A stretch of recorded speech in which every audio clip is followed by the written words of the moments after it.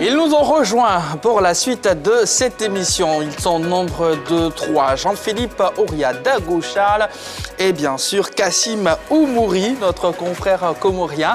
Bonsoir Kassim. Bonsoir. Le micro Kassim, vous l'avez oublié. Bonsoir. Bienvenue en Côte d'Ivoire.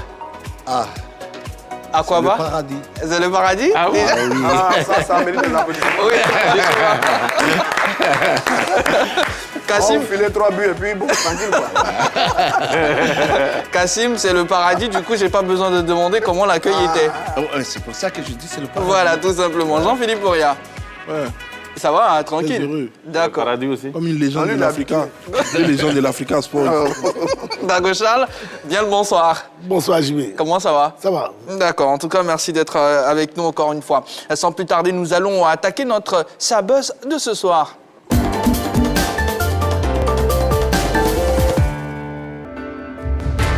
C'est une scène qui s'est passée le week-end dernier en Italie, précisément en Série C. Un joueur s'est fait expulser pour avoir uriné au bord du terrain. Alors qu'il s'apprêtait à faire son entrée sur l'aire de jeu à la 76e minute, Christian Bounino était loin de s'imaginer qu'il n'allait pas pouvoir prendre part au match. La raison principale, c'est que tout juste après l'échauffement, il a été pris d'une envie pressante et a uriné en s'approchant d'un virage du stade sans spectateurs. Mais un arbitre de touche l'a surpris et le sociétaire de Lecce, un ancien de la Juventus, a écopé d'un carton rouge pour son geste. Le joueur de 26 ans surpris par cette sanction est rentré dans le vestiaire sans dire mot. Et voilà, aujourd'hui dans notre Sabuzz Kassim, on a une histoire... Est-ce qu'on peut la qualifier d'insolite, Kassim? Peut-être. Voilà. Et comment vous commentez cette action-là, vous? Ça, c'est les émotions. Il n'y a que ça, en fait. Quand moi, je commente un match, c'est les émotions. D'accord, merci beaucoup, c'est noté. Dago Charles, là, est-ce qu'on peut en rire? C'est un besoin naturel. Ah non, on ne peut pas en rire. C'est vrai que c'est un besoin naturel, mais il n'aurait pas dû le faire. C'est pour cela qu'il faut éduquer son corps quand on est joueur professionnel. Il faut pouvoir aller aux toilettes tous les matins. Éduquer son corps de sorte que durant le match, on n'ait pas de telle envie. Malheureusement, c'est arrivé. Bon, mais c'est bon, les plus jeunes vont apprendre. Ils vont se rendre compte que ça fait partie du règlement. Voilà, parce que je suis sûr que c'est sur le plateau ne savait pas. Notamment Henri Joël. Justement, je le savais. Ah, d'accord. Vous avez évolué au haut niveau, Dago Charles. Est-ce que vous vous souvenez d'un acte pareil auquel vous avez assisté? Non. Sincèrement, non. Non. D'accord. Jean-Philippe Oria? En fait, quand j'ai vu la vidéo, ça m'a rappelé une image de Fabien Barthez. En 2003, Voilà, Vélodrome. qui a pissé sur la pelouse. Donc j'ai demandé est-ce que c'était autorisé. Bon, peut-être que lui, à cette époque, ils ont fermé les Il yeux. n'a pas été sanctionné. Voilà, il n'a pas été sanctionné. Donc j'ai été surpris que celui-ci se fasse sanctionner. On a aussi des anecdotes de certains joueurs, souvent dans des rencontres, qui préfèrent se pisser dessus. Ah ouais? Ils préfèrent se pisser dessus en plein match. Voilà, plutôt que de tout simplement de demander à sortir pour aller le faire. Et puis quand vous partez, vous faites remplacer. Bon, il y a beaucoup de choses qui se passent sur un terrain de foot. Bon, là, lui, il s'est fait prendre par la patrouille. Ben, je pense que prochainement, il ne commettra plus la même erreur. Et puis bon, voilà, comme Charles l'a dit, ça permet également à faire l'éducation des athlètes. Il appelle d'éducation du corps de l'athlète, mais l'éducation même des plus jeunes qui étaient dans l'enceinte, qui comprendront que non, que l'espace de jeu doit être respecté, le stade doit être respecté. Voilà, quand on évoluait très souvent tout jeune au quartier, que par exemple, il y avait des personnes qui traversaient le terrain, ben on les arrêtait pour leur dire non, ou ne pas rentrer comme ça dans un bureau. Le terrain, ce n'est pas un marché. C'est ça. Donc il faut respecter l'aire du jeu. Voilà. Allez, et parlant d'anecdotes, Begré Eugène Yago, lors de la CAN Sénégal 92, au niveau bien sûr, sinon au stade des tirs au but plus précisément, a uriné sur le terrain. Et donc, il est convoqué. Nous attendons Begré Yago ici. Pour des explications, tout simplement. Voilà, c'était contre le Cameroun. Les éléphants sont imposés au tir au but, 3-1. C'est 0-0 au temps réglementaire. Alors, Henri Joël Bois, est-ce que le joueur a mérité sa sanction? Bien sûr, il a mérité. Si ce n'est pas autorisé, c'est que oui, comme Dago Charles l'a dit. Il y a une sanction maintenant. Son entraîneur a jugé que c'était sévère, bien qu'étant en faute, il a jugé que c'était sévère. Alors, en la matière, qu'est-ce qu'il y a comme sanction? Parce que moi, j'ai parcouru un peu pas mal d'histoires dans le même... dans le même sens, j'ai vu que des joueurs ont pris 6 matchs pour avoir uriné sur le terrain. J'ai vu aussi que Barthez en 2003, après avoir... Lui, il n'est même pas allé au bord du terrain. C'est sur le terrain qu'il l'a fait, au Vélodrome, en 2003. Et il n'a même pas du tout été sanctionné. Donc c'est pour cela que je me pose la question, est-ce qu'en la matière, il y a une sanction qui est définie pour sanctionner de tels actes? Parce que là, lui, il n'était pas encore sur l'aire de jeu. 76e minute. Il rentre à la 76e minute. Il profite. Il était sur le point de rentrer. Là, il ne va plus rentrer. Il ne va plus rentrer. Voilà, parce que il se fait rattraper par le juge assistant qui dit à l'arbitre que bon, ce monsieur-là, il vient de faire un truc qui normalement n'est pas autorisé. C'est ça. Donc du coup, il se fait sanctionner. Maintenant, comme je l'ai dit, au niveau des règles, parce que j'ai essayé de chercher, je n'ai pas véritablement vu une règle qui sanctionne un joueur qui urine sur l'air de jeu. Sauf que selon ce que j'ai vu dans pas mal de situations, c'est interdit. Roger, ça ne justifie pas ce fait-là, mais sur ce que Henri Joël Bois a dit, c'est vrai, l'entraîneur a jugé cet acte d'être sévère. Enfin, le carton rouge, il a jugé d'être sévère, mais derrière, il poursuit en disant que c'était devant des gradins vides. Ça ne tient pas. Ça dit que son entraîneur dit que c'est vrai qu'il a violé un règlement, mais on aurait pu faire preuve d'indulgence parce que personne ne l'a vu. Parce que, voilà, personne ne l'a vu, donc on aurait pu faire... Mais le juge de touche aussi. Maintenant, ils ont été possibles avec lui. C'est ce qu'estime son entraîneur Fouchi. Mais moi, ce que je voulais dire sur le garçon, il a 26 ans. À 19 ans, il était international italien. Ensuite, il a été attaquant à la Juventus de Turin. Et là, il se retrouve en série C italienne, 26 ans. Bon, il a un parcours assez atypique.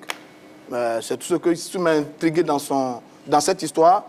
Un garçon qui est international à 19 ans, Juventus de Turin, série C italienne, qui fait des besoins aux abords d'une pelouse.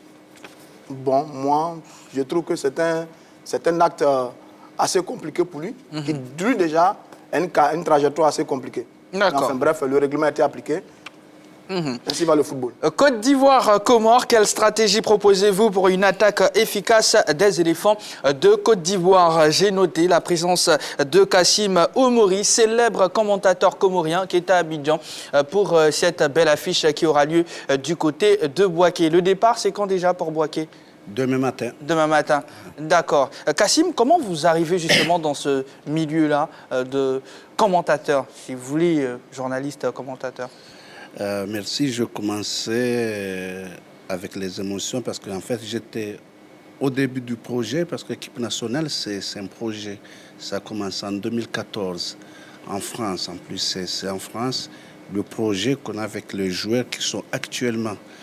Et moi, au début, j'étais sur le projet. Après, je rentrais sur une radio que je ne commençais pas à commenter, mais dans une émission sportive. Et là, on avait un match amicaux. Le responsable de la radio, il m'a proposé si je peux commenter le match. Je lui ai dit, je vais essayer. Quand je commence à commenter le match, les familles, les enfants, ils commencent à envoyer de l'argent sur moi. En fait, c'était... Et après, moi, j'ai décidé, le responsable aussi, il a décidé que Kassim, tu vas commenter le match Comores contre Burkina Faso. Et à partir de là, c'est la fête. Oui, tout est parti. Et vous avez une séquence qui a été visionnée par 7 millions de personnes. Oui. C'était pendant la CAN. C'était au Cameroun. Oui, tout simplement. En tout cas, félicitations. Mais comment, non, allez-y. Comment jugez-vous le niveau du football comorien aujourd'hui? Si on dit comorien, c'est le football, parce qu'il y a le championnat aussi. Quand on parle d'équipe nationale, ça n'a rien à voir avec le championnat national. Parce que l'équipe nationale, c'est des jeunes qui jouent en France, qui jouent en Suisse, qui jouent en Europe. Ça n'a rien à voir avec le football national. Mais quand on parle de l'équipe nationale, moi je vois qu'actuellement, il y a un grand projet qu'ils ont mis en place parce qu'en 2014 jusqu'en 2016, quand je vous propose à un jeune comorien de venir intégrer l'équipe nationale, il refuse directement. Il n'y avait pas des explications. Même les parents aussi. Ils encouragent le jeune de refuser d'intégrer l'équipe nationale. Mais depuis la CAN, On a tout compris, parce que moi aussi, on a tout compris, que là maintenant, c'est pas le petit pays qu'on parle à chaque fois, que le Comores, on vient pour participer seulement. Mais on a montré qu'on est capable aussi d'aller loin. Et moi, je dis que maintenant, le projet, il est en route. Vous voyez, on est au Côte d'Ivoire maintenant. Moi, je n'ai jamais rêvé qu'un jour, l'équipe nationale de Comores, ils vont jouer avec Côte d'Ivoire. C'est ça. Pour nous, c'est un rêve. Bon. Même le rêve, il est déjà parti au Cameroun. Bon, maintenant, c'est fait. Moi, je retiens deux choses. Hein. Vous avez dit dans votre début, là, c'était l'émotion. Vous faites fortement dans l'émotion. Ensuite, vous rêviez, vous n'attendez pas à jouer comme une équipe comme les éléphants. Mais moi, j'ai envie de voir ça dans la pratique. Vous êtes mené 3-0. Il reste 2 minutes à jouer. Vous faites comment le match? Là, montrez-nous voir cette émotion-là. Vous êtes mené 3-0. Les éléphants vous mènent 3-0. Il reste 2 minutes. Comment vous faites là? Allez, commentez ça. Allez, commentez ça, on va voir. Là. On va voir. Je pleure. Ouais, allez. Ah, mais il a non, mais j'ai déjà dit, je pleure. Si on gagne 3-0, il reste 2 minutes. Alors, je vous moi, je dis la vérité. Je vous arrange ça. Oui. Vous êtes qualifié pour la CAN avec les éléphants. Oui. Nous, on est qualifié pour la finale. Vous jouez la deuxième demi-finale. Oui. Il reste 80. On joue 88 minutes. Ouais. Vous menez 1-0. Comment vous faites ça pour le Comores? Mes enfants, doucement, je commence à... C'est comme je suis... Mais faites-le. Non, on veut le vivre là. Mes enfants, doucement. Allez. Je les aime beaucoup. Mes chouchous, il faut arrêter. En fait, je reste sur le terrain. Mais des fois... Et je ne sais pas si c'est vrai ou pas vrai. Le joueur même, il dit qu'il m'écoute. Il joue, mais en même temps, il m'écoute quand je commande le match. Mais ce qui est fou, c'est le staff qui est sur le banc. Au lieu de regarder le match, mais regarde-moi ce que je fais. Alors là... Et ça, c'est... D'accord. Allez, pour ce match contre les éléphants, on enregistre beaucoup de forfaits. Oui. Est-ce que cela affaiblit l'équipe tant psychologiquement que peut-être dans la compo? Non, pas du tout. Pas du tout, parce qu'on a des jeunes qui ont intégré l'équipe, qui ont joué moins de 20 ans, si je ne me trompe pas, que l'entraîneur il lui fait confiance, parce que le problème, si tu es entraîneur, tu dis vas-y parce que Belfardi ne joue pas, vas-y, mais il lui donne confiance. Là, on a déjà vu en CAN, on retourne sur en CAN, il y avait 9 joueurs qui avaient le Covid. Mais on a joué le match. Imagine 2-3 joueurs qui sont absents. Il y a des jeunes qui ont intégré directement. Aussi, il y a, comme Ali m'a dit, ils ont intégré le groupe sans problème. Il y a Shaker Al-Hadir qui n'était pas dans la liste de 23. Il a intégré l'équipe. Non, on ne voit pas... D'accord, c'est noté. Allez, attaquons maintenant notre actu, tout simplement. Le secteur offensif de l'équipe nationale de Côte d'Ivoire suscite des interrogations au moment d'affronter les Comores ce vendredi au stade de la Paix de Bouaké. Ce match comptant pour la 3e journée des éliminatoires de la CAN 2023. Les attentes sont très grandes vis-à-vis des attaquants ivoiriens, très peu efficaces depuis l'avènement du sélectionneur Jean-Louis Gasset. Voilà, nous sommes de retour sur le plateau de la grande team Côte d'Ivoire-Comores. Quelle stratégie proposez-vous pour une attaque efficace des éléphants de Côte d'Ivoire? Et je rappelle que nous serons face aux Comores ce vendredi 24 mars 2023 à partir de 16h. Ça sera en direct sur la chaîne qui offre toujours 3 fois plus de sport. Messieurs, pensez-vous que l'attaque ivoirienne pourra cracher du feu face aux Comores ardoises? Kassim, il s'agira d'écrire oui ou non et derrière d'argumenter tout simplement. Je reprends la question pour vous. Pensez-vous que l'attaque ivoirienne pourra cracher du feu face aux Comores? Oui ou non? Oui ou non? J'ai un non pour Dago Charles, non également pour Henri-Joël Bois, oui pour Kassim, oui pour Roger Stéphane et oui pour Jean-Philippe Ouria. Kassim, je me tourne tout de suite vers vous. Dites-nous pourquoi cette réponse. Imagine si je mets non et vous gagnez 5-0.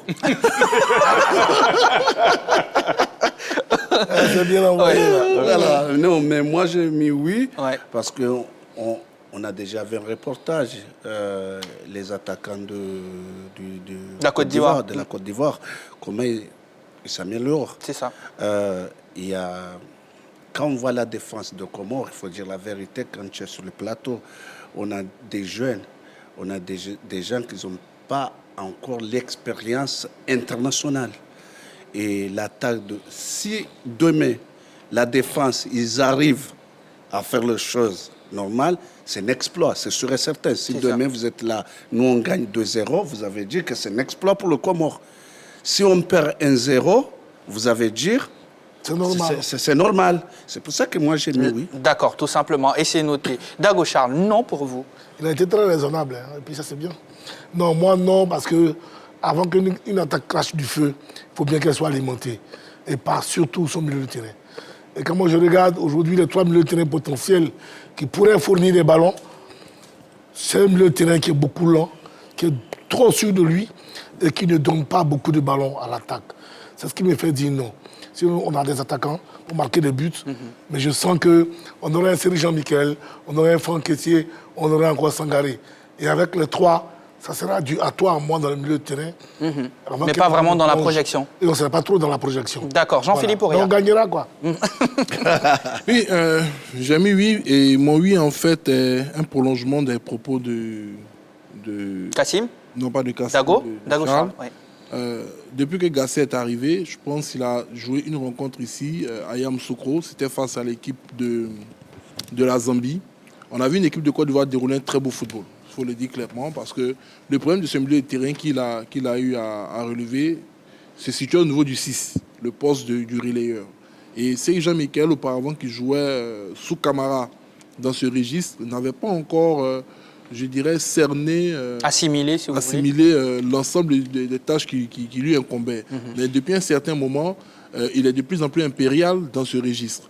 C'est vrai que quand Seko est arrivé, que Seko également a joué en 6, on s'est rendu compte que la Côte d'Ivoire avait véritablement 2 très bons 6 pour pouvoir faire sortir les balles. Donc, quand vous avez un 6 qui est suffisamment bon, à travers son activité, il peut faire remonter le bloc défensif, parce qu'il est pratiquement évident que Gasset va jouer avec une ligne de 4 défenseurs constituée de Bailly, Abakar, Aurier, Konan.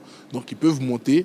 Cela va permettre à Kessié et à Sangaré de jouer en projection. Donc un peu plus haut. Voilà, donc un peu plus haut. Donc ils peuvent apporter quand même quelques solutions. Et quand on parle d'attaque qui va cracher le feu, pour moi, je ne vois pas forcément à l'heure en 9 nominal. On sait que Sangaré et Kessié ont des frappes lourdes, donc ils peuvent eux-mêmes être des dynamiteurs. Okay. Ils peuvent jouer même ce rôle pour pouvoir marquer également plusieurs buts. Sur les côtés, bon, je sais qu'il y a un choix qui sera fait, même si je ne suis pas complètement d'accord avec, mais je ne suis pas l'entraîneur. Gradel va forcément jouer. C'est sur l'autre côté, je ne vois pas encore quel joueur sera associé à cette attaque à 3, excusez-moi. Mais j'estime que, tout dépendant de l'animation de jeu, si la Côte d'Ivoire est dans une posture de domination, avec un bloc assez haut, et je pense que les Comoriens ne vont pas essayer de jouer à armes égales avec la Côte d'Ivoire, ils vont essayer d'abord de défendre et procéder par des contre-attaques. On peut se créer des occasions. Okay. Donc, moi, c'est pour ça que j'ai mis oui. D'accord. Henri Jouet. Moi, j'ai mis non parce qu'une attaque qui crache du feu, c'est 3, 4 buts, 5 buts. Ça, on parle d'attaque qui crache le feu. C'est vrai qu'on va dresser un bilan voilà, on peut se limiter, juste après l'intervention. Si on gagne à 2-1 ou 2-0, je ne pense pas que l'attaque ait craché du feu. Okay. Une attaque qui crache du feu, bon, je prends à partir de 3, 4, 5 buts. Quand je vois les joueurs qui ont été convoqués, et surtout au niveau de l'attaque, je ne vais pas plutôt revenir sur les milieux de terrain, mais je vais me fier aux attaquants. Forcément, on ira. Moi, je pense qu'on aura à l'heure en tant qu'attaquant de pointe. Okay. Et peut-être l'entraîneur va essayer de nouveaux joueurs, notamment le jeune Adengra, sans doute, et puis Amad Diallo. Pourquoi? Parce que Adengra, il a la capacité de jouer sur les deux côtés. Il joue avec les deux pieds. Il est très bon balle au pied. Il est très rapide. Et surtout, c'est quelqu'un qui passe beaucoup de ballons. 12 passes décisives depuis le début de la saison. Donc, je pense que ce jeune-là peut jouer. Sans oublier Amad Diallo.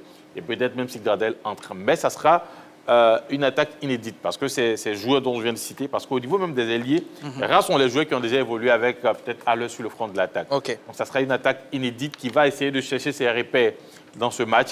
Donc peut-être la Côte d'Ivoire peut gagner, mais parler d'attaque qui va cracher le feu, D'accord. Allez, on va ouvrir le téléphone dans quelques minutes, juste après l'intervention de Roger Stéphane. La question LGT de ce soir, Côte d'Ivoire, Comores. Quelle stratégie proposez-vous pour une attaque efficace des éléphants? Roger Stéphane, c'est à vous. Non, c'est vrai que moi c'est un souhait. Et puis quand même, la Côte d'Ivoire a toujours eu un jeu offensif. Notre football a été toujours porté vers l'avant. Notre système, le fameux 4-3-3, il privilégie le jeu offensif. généralement, on sait plus attaquer que défendre. Donc, quand je regarde ça, je pense que oui, s'il y a un peu d'inspiration face aux Comores, on devrait peut-être réussir à mettre quelques buts. Serge Aurier est un latéral très offensif. Nos milieux de terrain, que sont Sangaré et Kessié, sont des buteurs. Ils le font en club. Ils l'ont déjà fait à plusieurs reprises avec la sélection nationale. Nos attaquants aiment des buts. Sébastien Haller, il revient en pleine forme progressivement. Sa dernière sortie avec Dortmund a été très bien. Le jeune Crasso, il est meilleur buteur de la Ligue 2 en France. Il marque énormément de buts. Adingra, dont on parle, il a de très bonnes statistiques. J'ai vu qu'il a joué 40 matchs. Il a marqué 12 buts pour 12 passes décisives. Ce sont des statistiques importantes. Et puis le jeune Amad Diallo, à Sunderland, du côté de la Championship en Angleterre, lui aussi en pleine forme. Donc quand on cumule tous ces éléments, oui, je pense que si on est vraiment dans un bon jour, on a une bonne inspiration, si sur le côté, on arrive enfin à déborder, sortir le ballon, Haller devait pouvoir se régaler face à une défense comorienne qui n'est pas vraiment extraordinaire. Deuxième journée, elle a été battue par la Zambie et c'est bien ça, 2-1. Donc oui, je pense que si on réunit les ingrédients avec ce qu'on a là et l'ambiance qu'il y a un peu dans cette sélection, on peut faire voler en éclat cette défense de Comores. Mais bon, c'est aussi un match de football. Attention à ne pas trop minimiser l'adversaire. Ce sont des éliminatoires et pour la CAN, pour une équipe qui il n'y a pas longtemps a fait sensation lors de la dernière CAN, ça va être un très bon match. Mais si nos garçons sont inspirés tels qu'on les connaît habituellement, on est capable de faire voler en éclat cette défense des Comores. Allez, la fin de l'intervention de Roger Stéphane sur cette question marque l'ouverture du téléphone. Plus 225 27 21 59 93 99. Côte d'Ivoire, Comores, quelle stratégie proposez-vous pour une attaque efficace des éléphants? Appelez-nous maintenant, appelez-nous. Eh bien, Delmas, sur la page Facebook de l'A3, écrit ceci. Bonsoir la grande team. Pour la stratégie, Gassé devrait faire un réaménagement à tous les postes. Au poste de gardien de but, aligné Ayaï Foli Charles, défense Sango, Sila Bakar, Eric Bailly et Ghislain Conan. Au milieu défensif, Kessié et Sangaré. Au niveau du milieu offensif, Amad Diallo.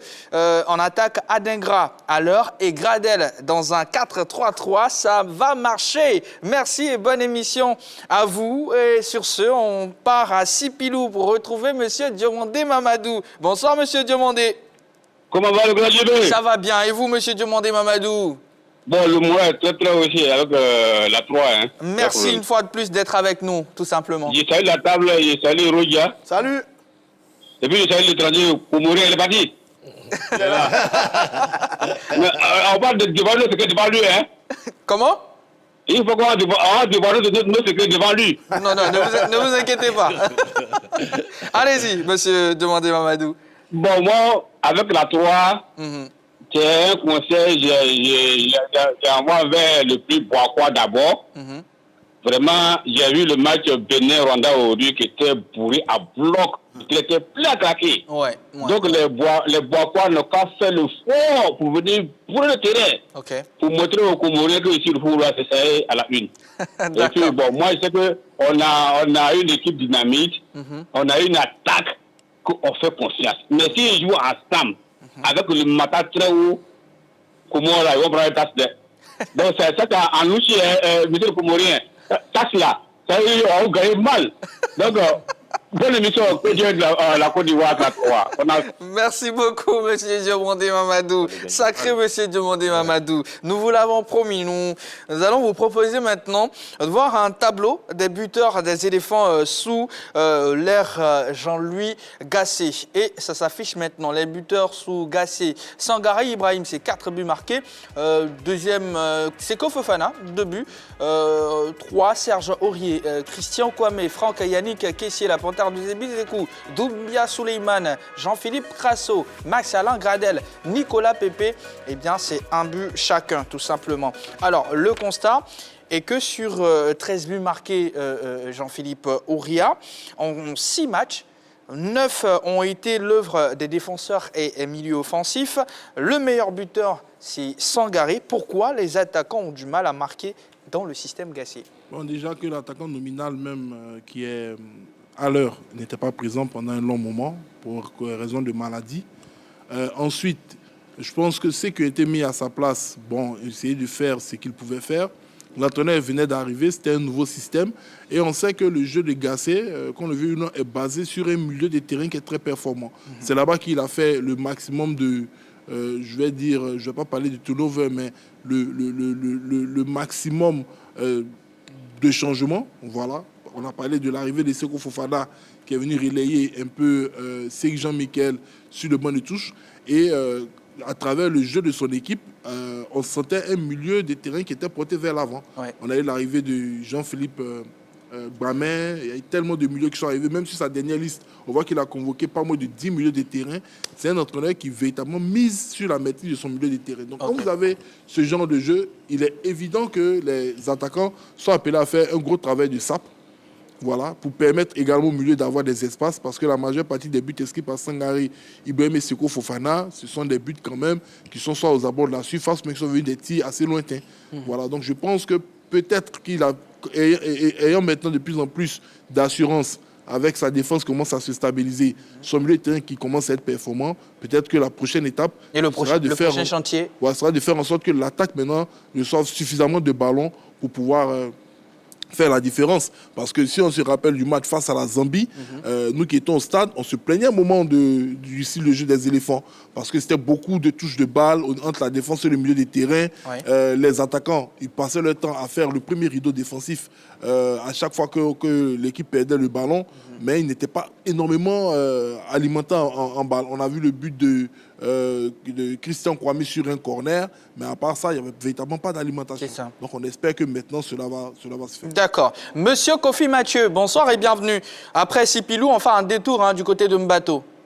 Oui, c'est les deux réguliers. C'est ça, monsieur Diomandé Mamadou et monsieur Kofi. Allez, la question LGT est posée, monsieur Kofi Mathieu. Ouais, je salue toute la grande team. Bonsoir, monsieur Kofi. Bonsoir.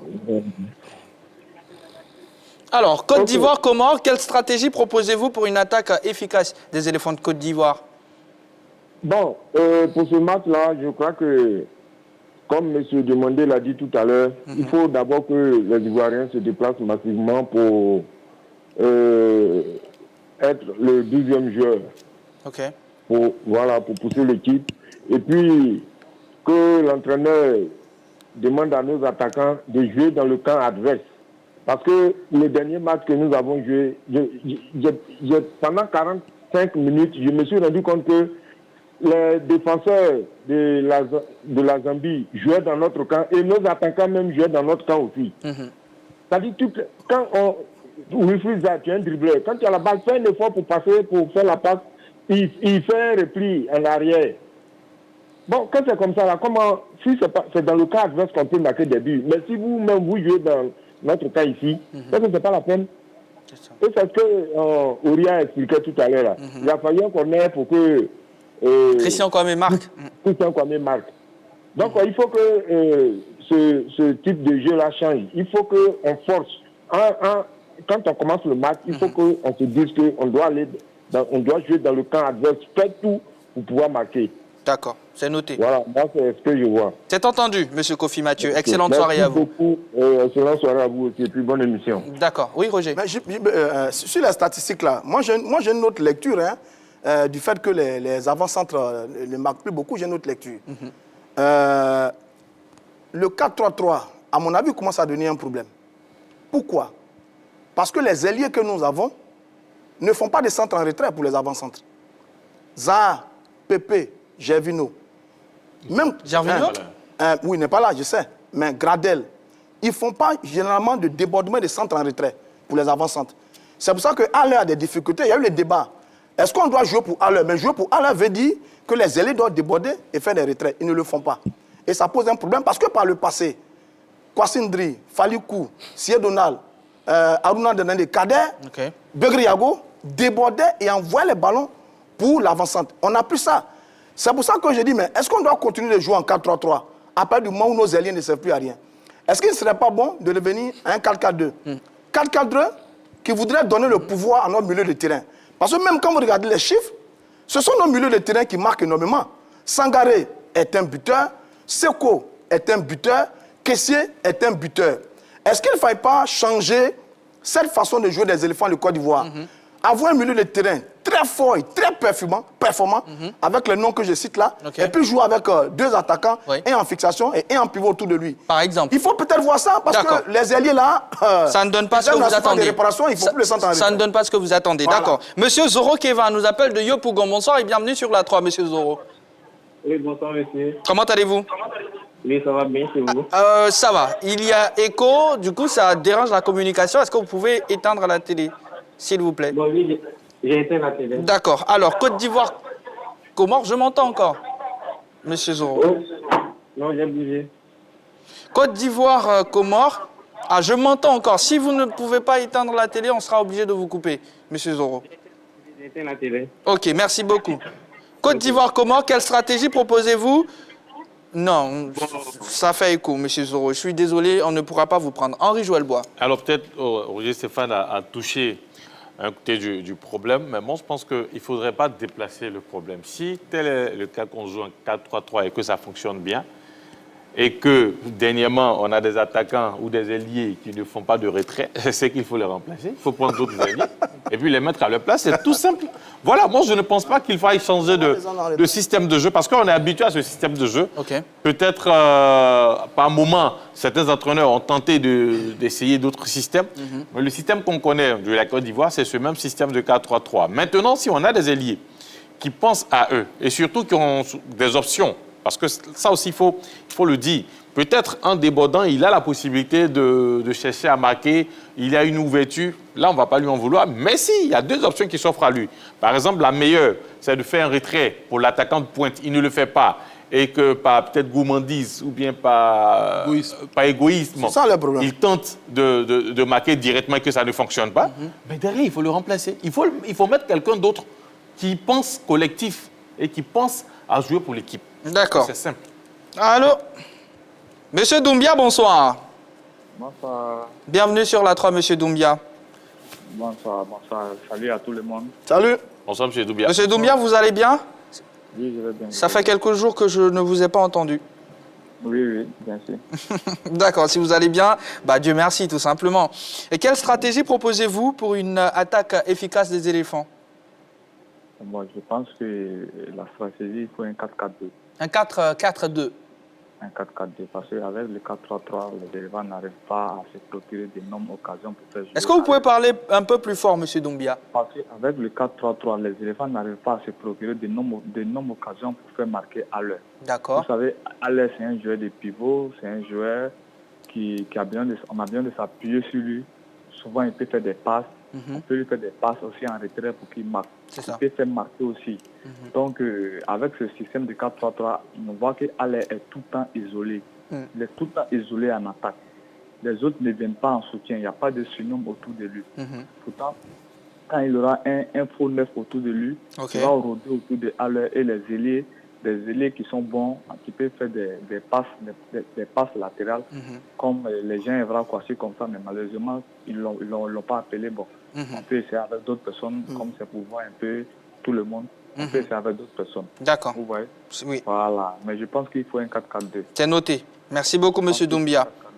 Sur la page Facebook de la 3, monsieur Kwame Evariste Farrell est d'avis avec monsieur Doumbia qui vient de nous appeler. Il propose un 4-4-2 classique. On a également Sanogo, monsieur Sanogo, sur la page Facebook, joué en 3-5-2. Alors, Kassim, vous qui êtes au quotidien là pour le voyage avec les Comoriens, enfin l'équipe nationale des Comores, est-ce que vous avez des craintes? Vous savez, je suis rassurant. Quand j'ai entendu au micro, au téléphone, excusez-moi, les gens qui disent qu'il faut un 12e homme, je dis ouais, ils ont peur. 1.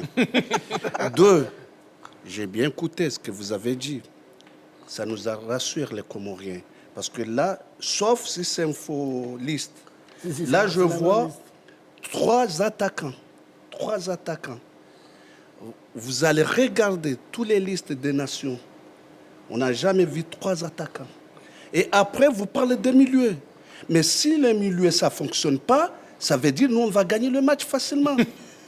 Parce que vous avez dit là que vous pensez à Diallo, vous pensez à Adel, je vois Kessié, parce que Kessié, là, il a marqué il n'y a même pas 5 jours. Mais ça, C'est le week-end. Mais c'est pas un attaquant. Kessié, c'est pas un attaquant. Si nous, les milieux, et surtout, j'espère que les joueurs, ils attendent cette mission. Si nous, le milieu, c'est des vrais milieux du terrain, on va vous passer un gros problème à l'attaque de Côte d'Ivoire. Parce que là, ce que j'ai entendu et ce que vous avez dit là, ça veut dire que le Côte d'Ivoire, ils n'ont pas des attaquants actuellement. D'accord. En tout cas, il y a Sébastien alors. Dago Charles, est-ce que vous pensez justement que ce retour de Seb alors va rendre plus efficace l'attaque des éléphants de Côte d'Ivoire? Ah non, c'est tout ce que je souhaite. On l'a vu durant les éliminatoires de la CAN dernière. Voilà, on l'a vu dans ses déplacements, il apporte beaucoup. Maintenant, sur les derniers matchs, il a été transparent, ça il faut le souligner, parce qu'il n'a pas été ravitaillé en ballon, comme mes confrères l'ont si bien souligné. Maintenant, est-ce que ces nouveaux-là vont pouvoir le ravitailler? Telle est la grande question. Est-ce que ces nouveaux-là aussi, à la perte de balles, parce que quand vous proposez le 4-4-2, ça ne se dit pas comme ça, ce n'est pas seulement offensivement, parce qu'on aura deux attaquants dans l'espace de réparation. Il faut que la perte du ballon, ces deux attaquants aussi empêchent l'adversaire de sortir les ballons. Est-ce qu'Alain défend? Est-ce que Diallo défend? Et si on se retrouve avec 4 milieux de terrain seulement submergés, on pourrait avoir des problèmes. Donc pour moi, que ce soit avec Alain, que ce ne soit pas avec Alain, mon véritable problème, c'est l'absence de Seko Fofana. Parce qu'avec lui, on a vu une autre équipe nationale de Côte d'Ivoire. Sans lui, on a aussi vu une autre équipe nationale de Côte d'Ivoire. J'aimerais bien voir cette équipe nationale aujourd'hui sans Seko Fofana. Parce que hier, quand je dis hier, par les précédents matchs, il avait vraiment pris le patronat, le capitanat de cette équipe dans l'entrejeu. Parce qu'au football, c'est de l'entrejeu que tout part. Et c'est pour cela que le frère se sent de plus en plus rassuré quand il pense que dans le milieu de terrain, si ça ne fonctionne pas, vu qu'on a 3 attaquants, voilà, on ne pourra pas les battre. Mon seul souci, comme je le dis, que ce soit Alain ou autre, il n'y a pas de problème. C'est dans l'animation dans le milieu de terrain et qu'on va certainement retomber dans nos mêmes travers où on fait des passes latérales à 3, Kessié, c'est Jean-Michel, Sangaré. Sangaré est le seul qui se projette un peu plus dans la surface de réparation. Mais la perte du ballon, il faut revenir. Ils sont généralement 2 à défendre. Et ça nous cause des problèmes. D'accord. Voilà un peu mon souci. Monsieur Yao Séraphin nous appelle de Tambi. C'est pas loin de Bondoukou. Monsieur Yao Séraphin, bienvenue. Bonsoir, monsieur. Comment allez-vous? Oui, ça va un peu. D'accord. Tout de suite, la question... Oui, franchement, monsieur Yao Séraphin, vous nous avez abandonné un tout petit peu, mais vous êtes là. Ça fait plaisir de vous entendre. Pour avoir la liste, ce n'est pas facile. Chaque jour, je peux essayer de vous sentir. Oula. Et aujourd'hui, vous êtes là. Quelle stratégie proposez-vous pour une attaque efficace des éléphants de Côte d'Ivoire? Une attaque à 3 têtes. Une attaque à 3 têtes. Les ailiers doivent déborder pour faire des centres. Les ailiers ne doivent pas garder le ballon, aller devant, derrière. Les ailiers doivent jouer comme Haruna Dandané. Vous voyez Côte d'Ivoire-Cameroun en 2005. Côte d'Ivoire-Cameroun, vous voyez le deuxième but, comment c'est venu, de Haruna Dandané. Une fois que tu prends le ballon, il faut chercher à rentrer dans la surface de réparation. Il ne faut pas aller devant, revenir derrière. Maintenant, le milieu du terrain, ils n'ont qu'à libérer les balles. Un Franck Kessié attend en tout moment, il attend l'adversaire. D'accord, donc jouer un peu plus vite. Ok, d'accord. Un peu plus vite. C'est ma participation. Merci beaucoup, monsieur Yao Séraphin. Merci. Merci beaucoup pour votre participation. Jean-Philippe Ouria, pour vous, quel serait le meilleur système et la meilleure équipe pour une attaque qui crache du feu? Moi, je l'ai dit, peu importe le système qui est mis sur le terrain, tout dépend de la volonté, de l'animation, du discours, de la préparation de l'entraîneur. Hervé Renard, en 2015, il avait commencé sa compétition avec un 4-3-3. Le 4-3-3, on avait vu les résultats. Match contre le Mali, match contre la Guinée. Face au Cameroun, il est passé en 3-5-2. On a terminé avec cette formation d'aller remporter le trophée. Et on a vu également le 4-4-2 à l'œuvre en 2006, sous la houlette de Père à son âme, Henri Michel. La Côte d'Ivoire évoluer avec un 4-4-2 très plat. Mais on avait des joueurs qui étaient capables d'animer ce 4-4-2. Résultat, nous sommes arrivés jusqu'en finale de Coupe d'Afrique des Nations. On a fait une magnifique compétition. Mais quand des techniciens, de grands techniciens ivoiriens s'asseyent, ils vont à la direction technique nationale, ils réfléchissent, ils disent par rapport aux caractéristiques du footballeur ivoirien, quel est le système de jeu qu'on devait utiliser chez nous comme base pour toutes les équipes nationales pour emmener nos joueurs à être habitués un peu comme le système des clubs ou des pays. Parce que vous savez, en Égypte, par exemple, c'est peut-être maintenant que c'est un peu changé. Tout le monde avait la base du 3-5-2. À la Légion 3-5-2, Zamalek en 3-5-2. Donc quand les garçons se retrouvaient en équipe nationale, c'était facile pour eux. Ils n'étaient pas dépaysés. Voilà, ils n'étaient pas dépaysés. Donc on a réfléchi pour voir en Côte d'Ivoire, qu'est-ce qui allait aller avec nous. On a regardé un peu l'historique des rencontres. Quelles étaient les rencontres où on performait le plus. Et c'était autant, je crois, de Koni Tchekbe et de l'entraîneur Patrice Baumel. On a décidé que c'était le 4-3-3, la direction technique nationale. Et on est dans un pays qui a des ailiers et des latéraux forts. Quand c'est ceux-là qui composent votre force, vous devez les mettre en évidence. Et pour moi, le meilleur système pour la Côte d'Ivoire, c'est un 4-3-3. Maintenant, comme Charles l'a dit, tout dépend de l'animation des joueurs. Je termine rapidement en quelques secondes. Avec ce 4-3-3, on a vu comment on a humilié l'Algérie à la dernière Coupe d'Afrique des Nations, parce que les joueurs étaient libérés. On a vu une équipe de Côte d'Ivoire euphorique. Ce 4-3-3, on a vu dernièrement face à la France, on a perdu 2-1, mais on a vu ce que cela a donné. Donc pour moi, tout dépend de la volonté des joueurs, peu importe le système tactique que l'entraîneur va mettre. D'accord. Malheureusement, on ne pourra pas faire un tour de table. Oui, Kassim. Comme j'observe, parce que vous proposez quelle stratégie pour que vous gagnez. Mais vous n'avez pas demandé quelle stratégie pour que vous perdez le match. Allez, on va vous proposer un micro-trottoir. On revient juste après. Ça parle bien sûr de notre question LGT. Je pense que pour une bonne attaque, il faudrait que l'entraîneur Gassé puisse aligner le jeune Ahmad qui a vraiment de l'envie avec Gradel sur le côté et en pointe Sébastien Haller. Mais vraiment, il faut que les joueurs puissent vraiment servir Haller qui est un joueur vraiment très talentueux. Relativement au match contre les Comores à Bouaké, étant donné qu'au football, le plus important est de marquer plus de buts que les autres, je préconise que l'on privilégie beaucoup plus de passes à Haller, qui sera soutenu par Kwame Christian, avec Amadou Diallo. Et je pense que ce cocktail collectif-là pourra créer quelque chose de beau. Je pense bien qu'il est bien d'avoir une attaque-défense vraiment soudée. Ça veut dire que tout le monde attaque, n'est-ce pas, et tout le monde défend. Alors, je pense que pour avoir une attaque efficace, le match Côte d'Ivoire contre le Comore à Bouaké, il faut d'abord qu'on y mette le cœur. Et si le cœur il est là, je pense que tous les sens peuvent répondre et il aura encore une ambiance harmonieuse autour de ce match-là. Ce qui va permettre aux joueurs de trouver le juste milieu, de trouver ce qu'il y a à faire, de trouver les tactiques nécessaires pour avoir une attaque efficace. Allez, en tout cas, vivement que demain on revienne sur le sujet pour essayer de creuser un tout petit peu. C'est vraiment terminé. Oui, c'est vraiment terminé. Oui, Henri Joël, le public. Nouveau stade, on a besoin de public. Oui, public. On demande à la population de Bouaké de converger vers le stade de la paix pour soutenir cette équipe-là. Parce que, comme l'appelant l'a dit, Bénin, Rwanda, c'était exceptionnel parce qu'il y avait un très très bon public. D'accord. Kassim, merci beaucoup d'être passé nous voir. Merci à vous. Et rendez-vous à Bouaké. Rendez-vous à Bouaké. Tu vas prendre beaucoup de buts, hein. 3-0. C'est bien, parce que moi j'ai déjà entendu ça à la CAN. Comme quoi nous on était...